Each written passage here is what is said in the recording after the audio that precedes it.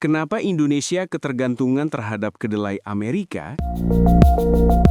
Mari kita tanya AI.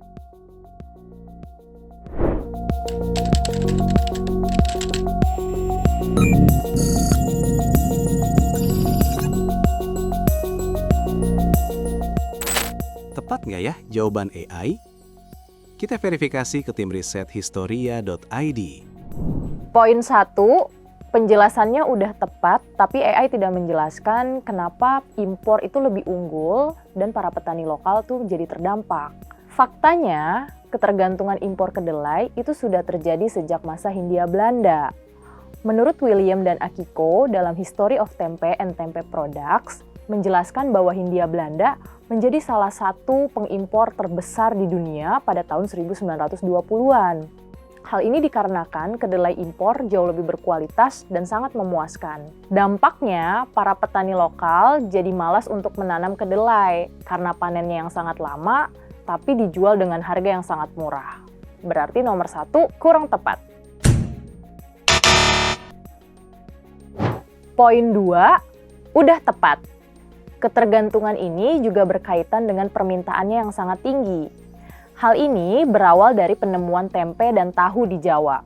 Menurut Ong, dalam ensiklopedia Van Nederland Indies, sejak ditemukan tempe dan tahu di Jawa, masyarakat kita jadi lebih suka memakan dua menu tersebut sebagai menu favoritnya.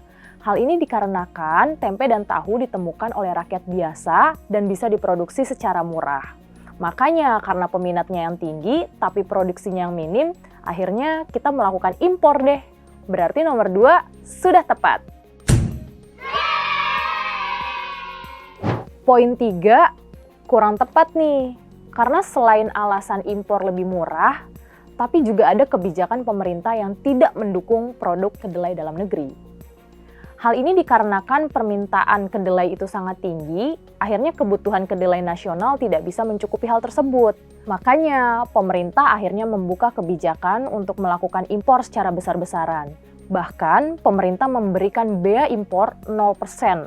Indonesia paling banyak mengimpor kedelai dari Amerika Serikat. Hal ini kembali diperparah pada tahun 2004, pemerintah menerapkan kebijakan untuk menghapus subsidi kepada kedelai. Dampaknya, para petani kedelai harus bersaing secara ketat dengan kedelai-kedelai impor dari Amerika Serikat. Berarti nomor 3 kurang tepat. Poin 4 sudah tepat, tapi AI nggak menjelaskan kenapa Indonesia tidak bisa seperti kedelai yang ada di Amerika Serikat. Faktanya, ada beberapa alasan kenapa pada akhirnya Indonesia tidak mempunyai kedelai yang berkualitas seperti Amerika Serikat.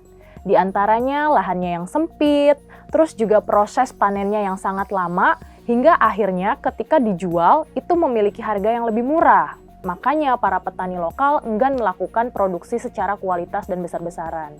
Berbeda dengan Amerika Serikat yang dibantu oleh teknologi yang sangat maju, akhirnya Amerika bisa memodifikasi kedelai-kedelai yang ada sehingga bentuk kedelai yang diproduksi oleh Amerika itu memiliki jenis dan ciri khas yang konsisten. Makanya, kita banyak mengimpor kedelai dari Amerika Serikat. Berarti nomor 4 sudah tepat. Poin terakhir udah tepat. Tapi aku jelasin ya apa contoh kebijakannya. Hal ini bermula dari masa Orde Baru yang melakukan swasembada beras sangat besar-besaran. Hal ini juga berdampak kepada kedelai yang tidak diprioritaskan dan tidak mendapatkan perhatian khusus dari pemerintah. Bahkan, pemerintah juga menghapus subsidi kepada kedelai. Dampaknya, kita sekarang jadi banyak mengimpor kedelai dari beberapa negara. Meskipun sudah ada kebijakan untuk swasembada kedelai, tapi hal ini tetap tidak maksimal dan tetap prioritasnya terhadap beras sebagai komoditas utama. Berarti nomor terakhir sudah tepat. Nah, dari kelima jawaban yang dikasih sama AI, akhirnya kita paham nih kenapa pada akhirnya dominasi impor kedelai itu sangat masif di Indonesia. Tapi lagi-lagi aku nggak bosen untuk ingetin teman-teman jangan bergantung sama AI. Kalau penasaran kenapa kita akhirnya bergantung ke Amerika, ya tanya aja ke AI, tapi tetap harus cek ke sumber yang valid dan terpercaya. Next, kita bahas apa lagi ya? Jangan lupa subscribe, like, komen, dan share sebanyak-banyaknya. Dadah!